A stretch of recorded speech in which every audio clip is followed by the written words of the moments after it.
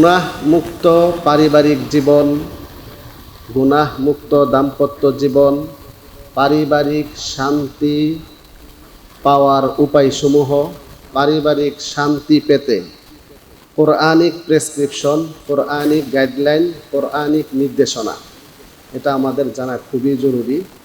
আমরা ধারাবাহিক যেহেতু আলোচনা করতেছিলাম, আমি আপনাদের সামনে মহাগ্রন্থ আল কোরআনুল কারীম, আল্লাহ প্রদত্ত সৃষ্টি নৈসত্য, কথাটা একটু খেয়াল করবেন যে শব্দগুলো বলছি, যে আল্লাহ প্রদত্ত, আল্লাহ তাআলার পক্ষ থেকে নাজিলকৃত, সন্দেহ মুক্ত সৃষ্টি নৈসত্য গ্রন্থ, মহাগ্রন্থ আল কোরআনুল কারীম।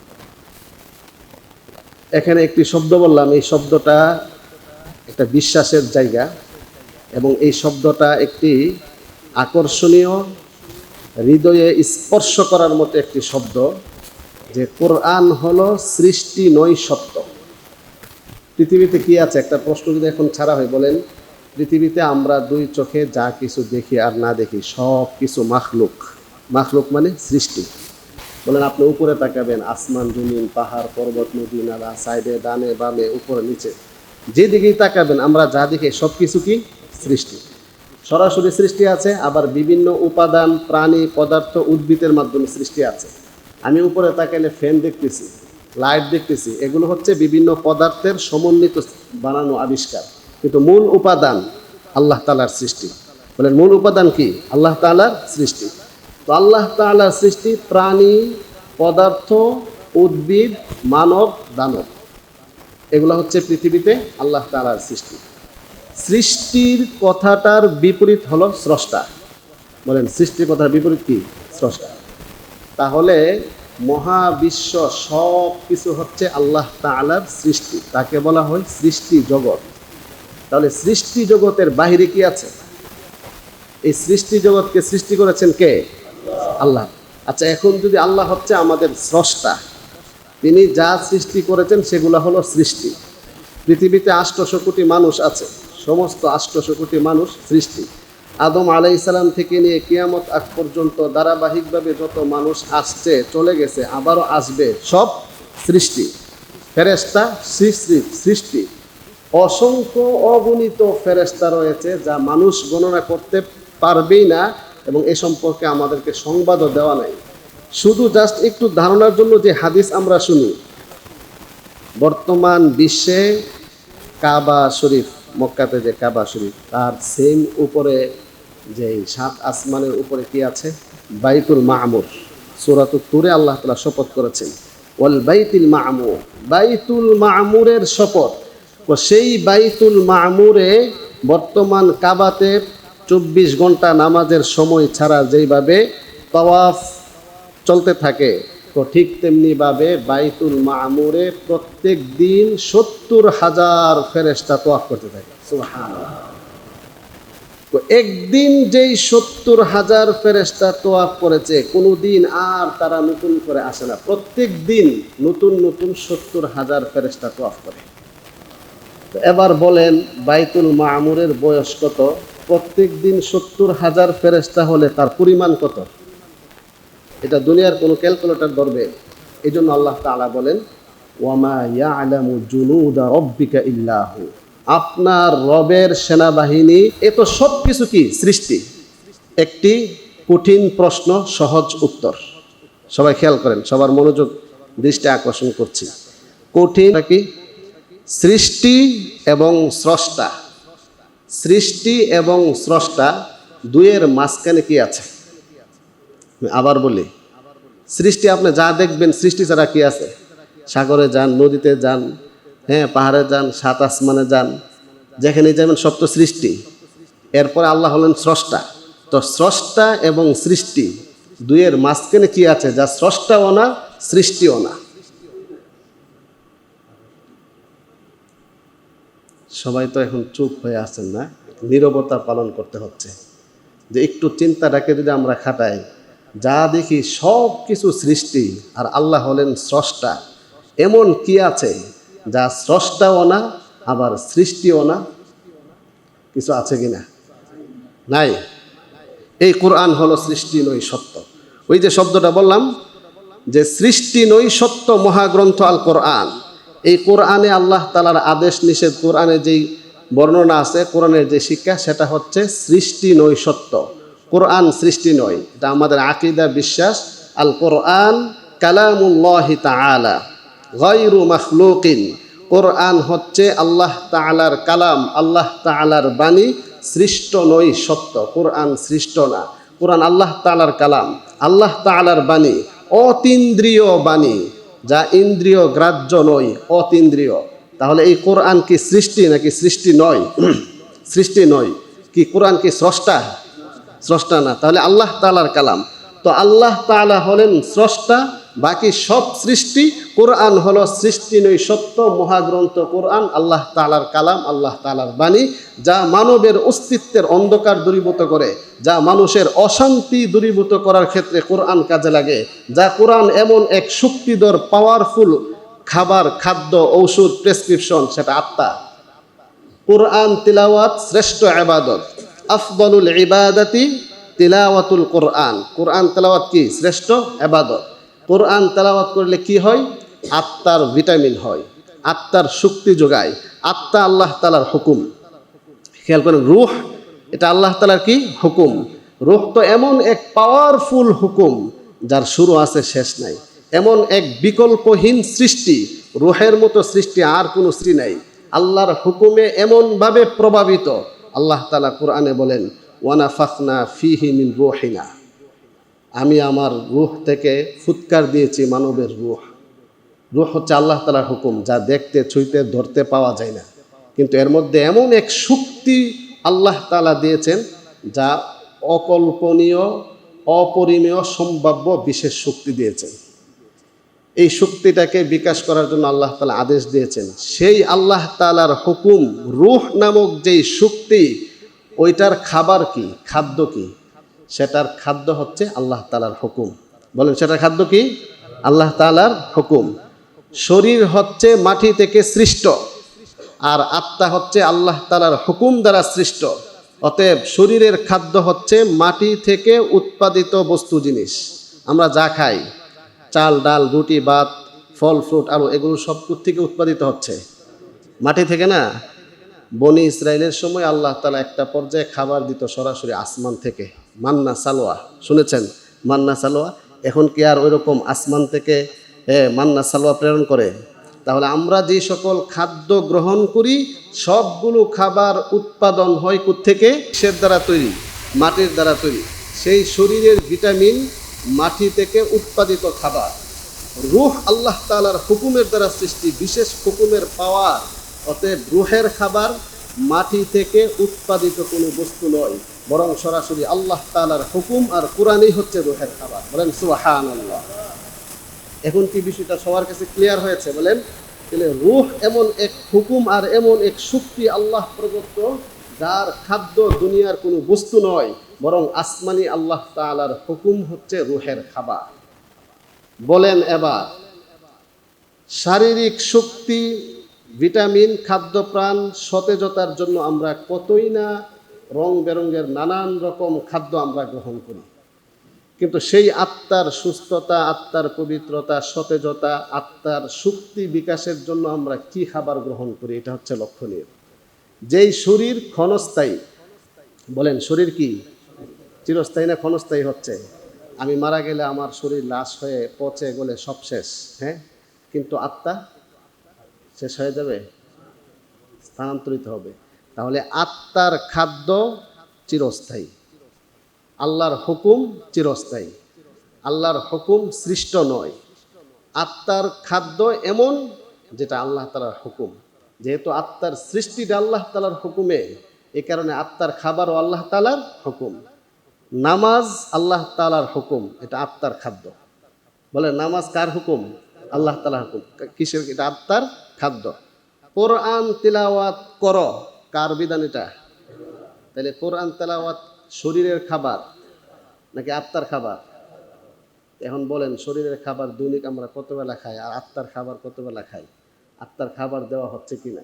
যদি না দেওয়া হয় আত্মার খাবার, তাহলে আত্মিক শান্তি, প্রশান্তি, ডিপ্রেশন, দুশ্চিন্তার মোকাবেলা করা কখনো সম্ভব হবে না। তো সেই আত্মার খোরাক যে যত বেশি দিবে, সুবহানাল্লাহ আত্মার ভিটামিন, আলহামদুলিল্লাহ আত্মার ভিটামিন, লা ইলাহা ইল্লাল্লাহ আত্মার ভিটামিন, আত্মা অসুস্থ, সুস্থতার মাধ্যম আস্তাগফিরুল্লাহ। আস্তাগফিরুল্লাহ বললে কি শরীর সুস্থ হয় না আত্মা সুস্থ হয়? তো কোরআন তেলাওয়াত করলে কি সুস্থ হয়? আত্মা সুস্থ হয়। তাহলে আমরা কি আত্মাকে সুস্থ করার, আত্মার যে ভিটামিন, সে আত্মার খাদ্য গ্রহণ করতে আমরা সবাই রাজি আছি? এখন দৈনিক 5 ওয়াক্ত নামাজ তো আত্মার খাবার। এই খাবার দিলে কি লাভ হবে এটা আল্লাহ তাআলা কোরআনে কারিমে স্পষ্ট বলছেন। তো এটা তো আমাদের আজকের আলোচ্য বিষয় না। আজকে আলোচ্য বিষয় হচ্ছে কি, পারিবারিক শান্তি পেতে কোরআনিক প্রেসক্রিপশন। সাথে অনেকগুলো কথা বলে ফেললাম, কিন্তু যেই কথাটা এখন বলতেছিলাম একটু বলে ফেলি, সেটা হচ্ছে এটাও এর সাথে সম্পৃক্ত। পারিবারিকভাবে শান্তি পেতে হলে ব্যক্তিগতভাবে শান্তি না পেলে তো আর পারিবারিকভাবে শান্তি পাওয়া যাবে না। ব্যক্তিগতভাবে হাজারো ডিপ্রেশনে ভুগে পরিবারে গিয়ে শান্তি পাওয়া যাবে?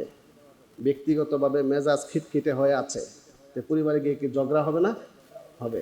তো এই আল্লাহ তাআলা কি বলছেন, ইন্নাল ইনসানা খুলিকা হালুআ ইযা মাসসাহুশ শাররু জাযুআ ওয়া ইযা মাসসাহুল খায়রু মানুআ ইল্লাল মুসাল্লিন। দেখেন আল্লাহ তাআলা সংবাদ দিচ্ছেন, চিরন্তন সংবাদ, সত্য সংবাদ, বলে নিশ্চয় মানুষকে সৃষ্টি করা হয়েছে হালুআ, অস্থির প্রকৃতির। ইদা মাসসাহু শাররু জাজুআ, তো মানুষকে যখন কোনো বিপদ, অকল্যাণ স্পর্শ করে, আক্রান্ত করে, জাজুআ, সে হতাশাগ্রস্ত হয়ে যায়, সে দুশ্চিন্তাগ্রস্ত হয়ে যায়। এটাই স্বাভাবিক। হঠাৎ আপনার একটা বিপদ আসছে, আপনি হতাশাগ্রস্ত, দুশ্চিন্তাগ্রস্ত হবেন। এটা মানুষের স্বভাবজাত ধর্ম, এটা মানুষের প্রকৃতি, এমনটাই হবে। তার নফসকে সৃষ্টির নমুনাটা এমনই। ওয়াইদা মাসসাহুল খায়রু মানুআ, আর যখন মানুষকে খায়ের, খায়ের মানে কল্যাণ, ভালো জিনিস, ভালো কাজ তাকে স্পর্শ করবে, ভালো কাজ করতে বলা হবে, মানুআ, সে অধিক বাধা প্রদানকারী হবে, করতে চাবে না। এটাই মানুষের একটা স্বাভাবিক প্রকৃতি। আল্লাহ বলেন ইল্লাল মুসাল্লিন, তবে যারা মুসল্লি তারা ব্যতীত। এখন বলেন সম্মানিত মুসল্লিয়ানে কেরাম, আমরা কি সবাই মুসল্লি কিনা? তো আল্লাহ তাআলা তো বলতেছেন যারা মুসল্লি, যারা নামাজ আদায়কারী, তারা হতাশাগ্রস্ত হবে না, তারা দুশ্চিন্তায় ভুগে একদম ব্রেনকে নষ্ট করে ফেলবে না। কেন? আল্লাযীনা হুম ফি সালাতিহিম দাঈমুন, যারা নিশ্চয়ই 5 ওয়াক্ত নামাজ নিয়মিত মনোযোগের সাথে খুশুখুজুর সাথে আদায় করে, তো এই নামাজ তাকে প্রশান্তি দিবে, নামাজ তাকে দুশ্চিন্তা থেকে, নামাজ তাকে হতাশাগ্রস্ত হওয়া থেকে তাকে বিরত রাখবে। এখন বলেন আমাদের নামাজ আমাদেরকে দুশ্চিন্তা থেকে, আমাদের নামাজ আমাদেরকে গুনাহ থেকে, ইন্না সলাতা তানহা আনিল ফাহশাই ওয়াল মুনকার, নিশ্চয়ই নামাজ বেহায়াপনা, অশ্লীলতা থেকে, পরকীয়া থেকে, স্বামী স্ত্রী ঝগড়াঝাটি করা থেকে, পারিবারিক সমস্যা থেকে, পারিবারিক অশান্তি থেকে নামাজ বিরত রাখবে। এটা কার ঘোষণা? আল্লাহ বলছেন ফাহশা এবং মুনকার। মুনকার মানে শরীয়ত গর্হিত কাজ, মুনকার মানে নিষিদ্ধ কাজ, মুনকার মানে যা করা উচিত নয়, মুনকার মানে হচ্ছে আল্লাহ তাআলার পক্ষ থেকে যা নিষেধ, তা থেকে বিরত রাখবে। কোন জিনিস? নামাজ। তাহলে বলেন যে পারিবারিকভাবে যত অশান্তি আছে, সেই অশান্তি থেকে বাঁচাবে নামাজ। যদি নামাজের মতো হয়, বাঁচাবে না? তো এই জন্য আল্লাহ তাআলা আমাদের সবাইকে দুশ্চিন্তা, হতাশা, অশান্তি, ডিপ্রেশন এবং বিপদ আপদ থেকে নামাজের মাধ্যমে আল্লাহ তাআলা আমাদের সবাইকে হেফাজত করুন।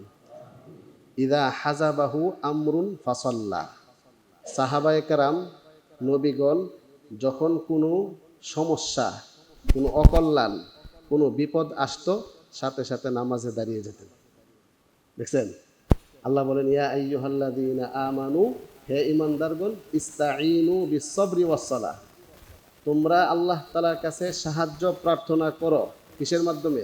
সবর, ওয়াস-সালাহ, এবং নামাজের মাধ্যমে। তাহলে নামাজের মাধ্যমে সাহায্য প্রার্থনা, নামাজের মাধ্যমে অশান্তি দূর হওয়া, নামাজের মাধ্যমে পেরেশানি দূর হওয়া। হঠাৎ ব্যবসায় লস, 2 রাকাত নামাজ পড়ে কার কাছে বলবো? আল্লাহ তাআলার কাছে বলবো। বিপদ থেকে মুক্তিদাতা একমাত্র কে? আল্লাহ তাআলা। আমার পেরেশানি, দুশ্চিন্তা, সমস্যা থেকে মুক্ত করার মালিক একমাত্র কে? আল্লাহ তাআলা। তো স্নেহ ছিল, কিন্তু হঠাৎ এখন একটু চেঞ্জ মনে হচ্ছে। আগে মূল্যায়ন করতো, এখন মূল্যায়ন করছে না। আগে গুরুত্ব দিত, এখন গুরুত্ব দিচ্ছে না।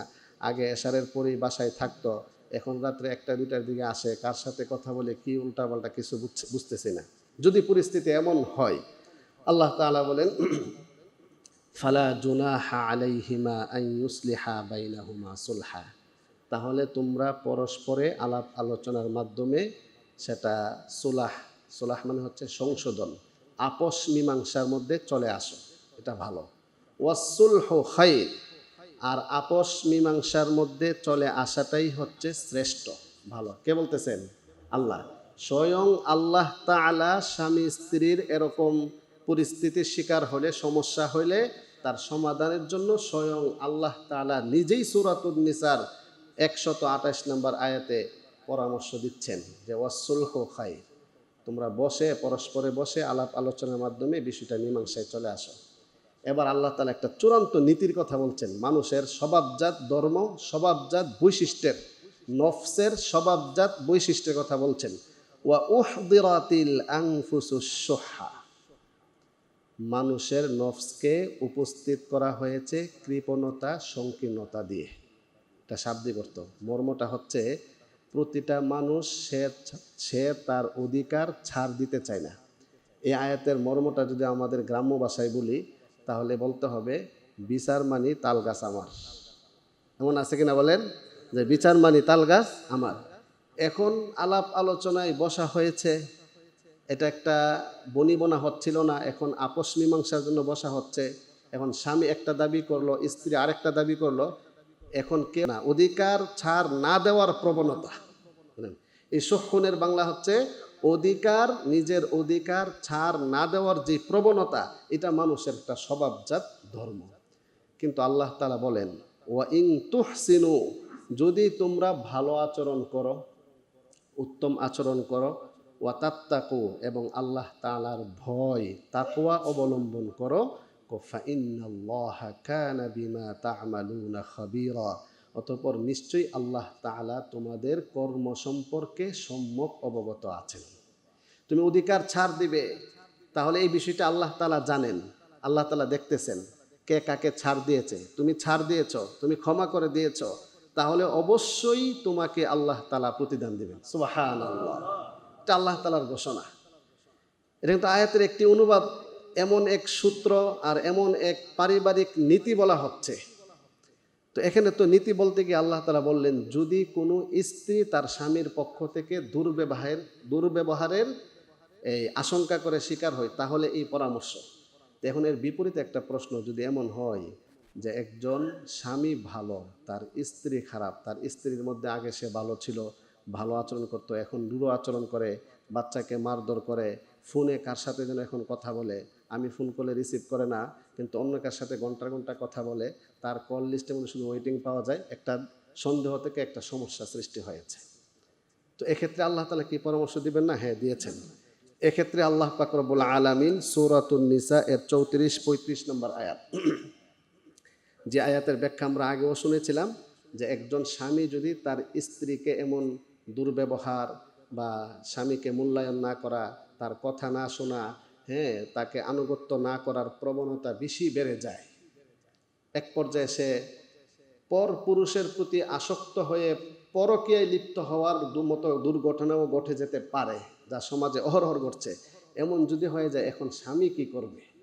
স্বামী তো তাকে বুঝাচ্ছে, একবার বুঝাইলো, নসিহত করলো, তারপরে কিছু শাসন, কিছু কড়া কথাও বলল, কিন্তু তারপরেও যদি সে এমন উল্টা পাল্টা আচরণ করতে থাকে, তাহলে কি করবে?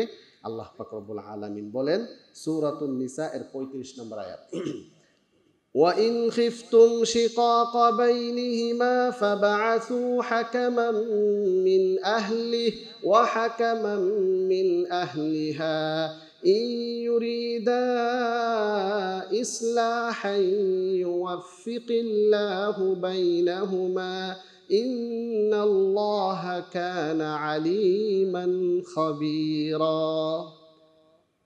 আর যদি তোমরা পরস্পরের মাঝে বিচ্ছেদের আশঙ্কা করো, ঘটনা এমন পর্যায়ে চলে গেছে কেউ কাউকে সহ্য করতে পারছে না, তারা পরস্পরে মীমাংসায় আপস মীমাংসায় আসতে পারতেছে না, ঘটনা যদি এমন হয়ে যায় তাহলে কি করবে? ফাবআসু হাকামান মিন আহলি ওয়া হাকামান মিন আহলিহা, তাহলে তোমরা ছেলের পক্ষ থেকে একজন সালিশকারী, হাকাম মানে বিচারক বা সালিশকারী, ওয়া হাকামান মিন আহলিহা স্ত্রীর ফ্যামিলি থেকে বা স্ত্রীর পক্ষ থেকে একজন সালিশ।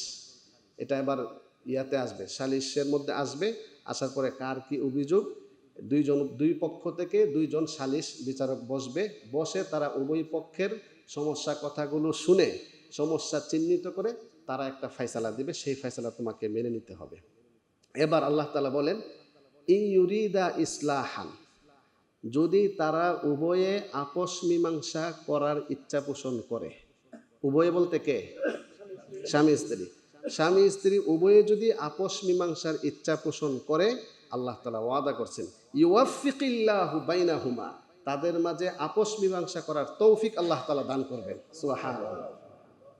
এরপর আল্লাহ তাআলা চূড়ান্ত নীতি বলছেন ইন্নাল্লাহা কানা আলিমান খাবীরা, সাবধান শুনে রাখো, নিশ্চয়ই আল্লাহ তাআলা আলিম, তিনি সম্যক অবগত, তিনি সব কিছু জানেন, মিথ্যা কথা বলার সুযোগ নাই।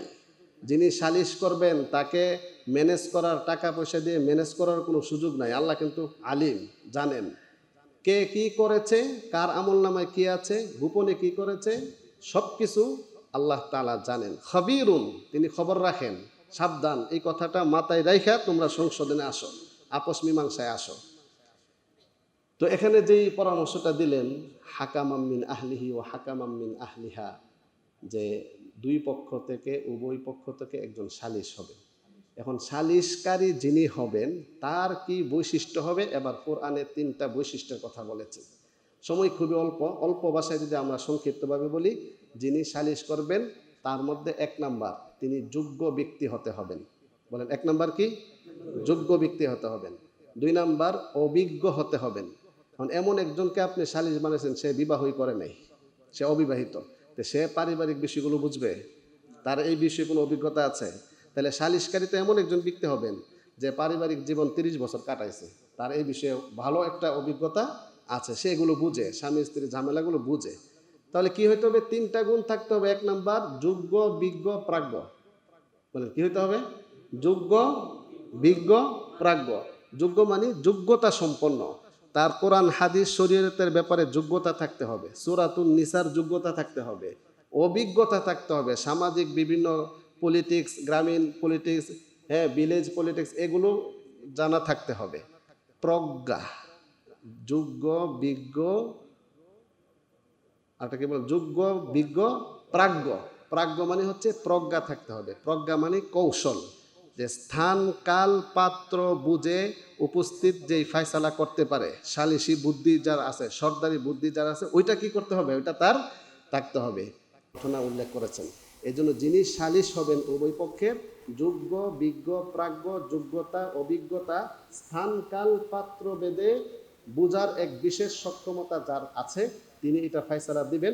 এবার উভয় পক্ষের সালিশ মিলে যে ফয়সালা দিবেন তুমি সেটাকে মেনে নিতে হবে। যদি সেটা তুমি মেনে না নাও তাহলে তুমি আল্লাহ তাআলার অবাধ্য বলে প্রমাণিত হয়ে যাবে। বলেন নাউযুবিল্লাহি মিন যালিক।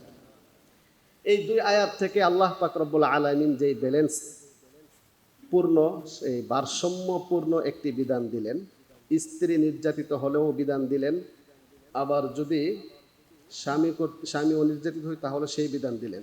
সূরাতুন নিসা এর 128 নম্বর আয়াতের পরে 129 নম্বর আয়াতে আল্লাহ তাআলা বলেন, সামাজিকভাবে চলাফেরা করতে গিয়ে পরিস্থিতি যদি এমন এক পর্যায়ে চলে যায় যে তারা উভয়ে আপস মীমাংসার মধ্যে আসতে পারছে না এবং সমস্যাটা এতই জটিল আকার ধারণ করছে যে এখন তাদেরকে সংসার টিকিয়ে রাখাটাই হয়ে যাচ্ছে কষ্টকর, তখন কি করবে?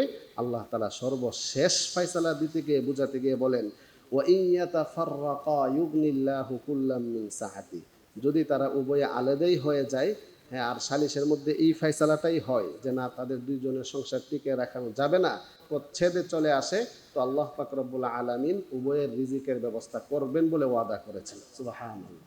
তবে এই ক্ষেত্রে কোরআন হাদিস নিরুৎসাহিত করেছে, এতগুলা পরামর্শ দিয়েছে কেন? ওয়াসুলহু খায়র, যেই কোনো মূল্যে ছাড় দিয়ে হলেও, কলা কৌশল করে হলেও একটা পারিবারিক বন্ধনকে ভাঙ্গা যাবে না।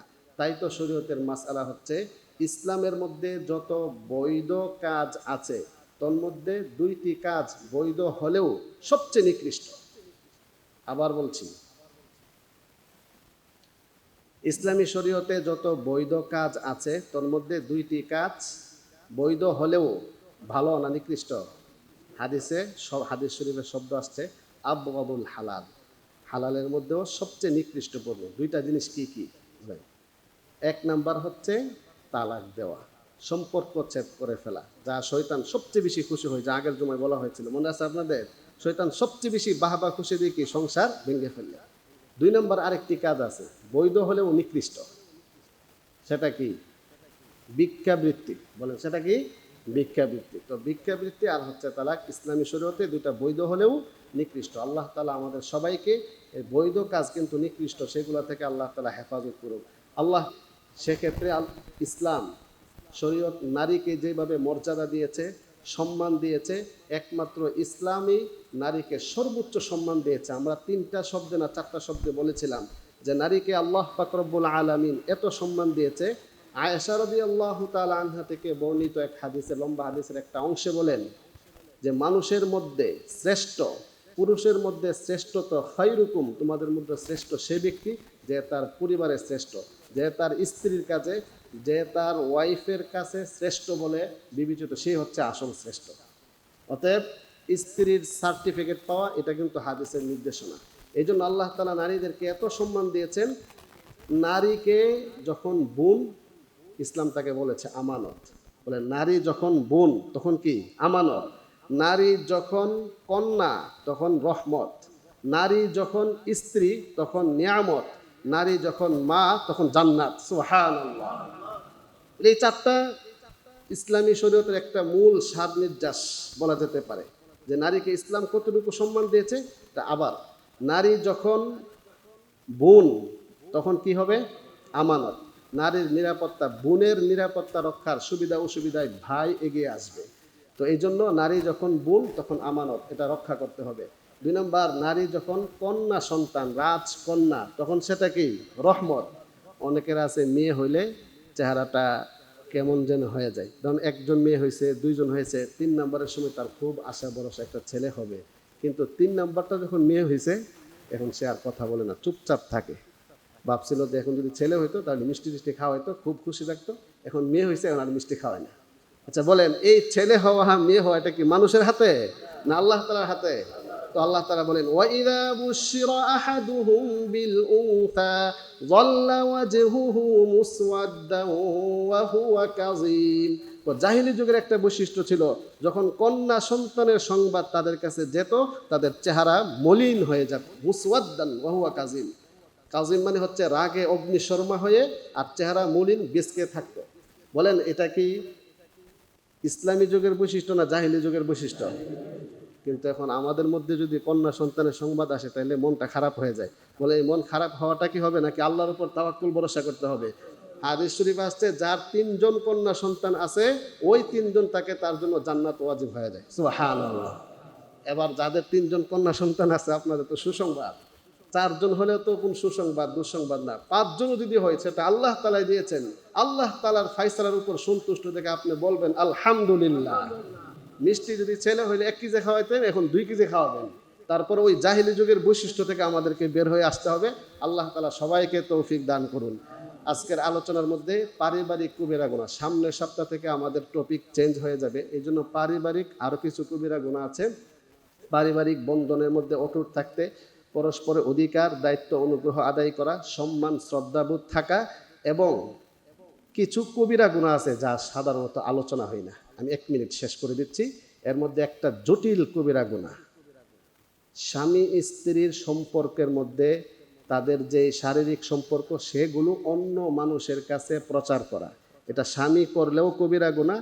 স্ত্রীও যদি তার বান্ধবীর কাছে স্বামীর সাথে গোপনীয় আচরণের বিষয় প্রকাশ করে, হাদিস শরীফে আসছে সে ইন্না আশাররান নাস, মানুষের মধ্যে সবচেয়ে নিকৃষ্ট আল্লাহ তাআলার কাছে মর্যাদার দিক থেকে ওই ব্যক্তি যে তাদের পারস্পরিক গোপনীয় বিষয়গুলো প্রচার করে। বলেন নাউজুবিল্লাহি মিন যালিক।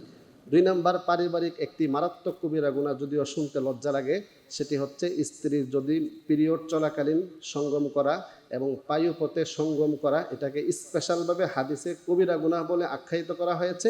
আল্লাহ তাআলার রহমত থেকে বিতাড়িত কথা স্ত্রী বলে আরেক কথা। এক্ষেত্রে মাসালা হচ্ছে স্বামী যেহেতু ফ্যামিলি প্রধান, বৈধ কাজের ক্ষেত্রে স্বামীর কথাই গ্রহণযোগ্য হবে বলে শরীয়তে উল্লেখ আছে। তবে স্ত্রীর ব্যক্তিগত অধিকারের ক্ষেত্রে স্ত্রীর কথাই গ্রহণযোগ্য হবে। বাবা এবং ছেলের সাথে যদি মতবিরোধ হয় বৈধ কাজের ক্ষেত্রে, বাবার কথাই গ্রহণযোগ্য, প্রাধান্য দিতে হবে। আল্লাহ তাআলা আমাদের সবাইকে উক্ত মাসালাগুলোর উপর আমল করার তৌফিক দান করুন। ওয়া আখিরু দাওয়ানা আলহামদুলিল্লাহ।